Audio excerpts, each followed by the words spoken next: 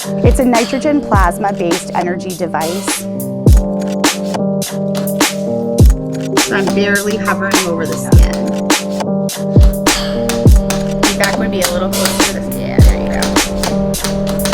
go. Don't forget, you're working in millimeters here.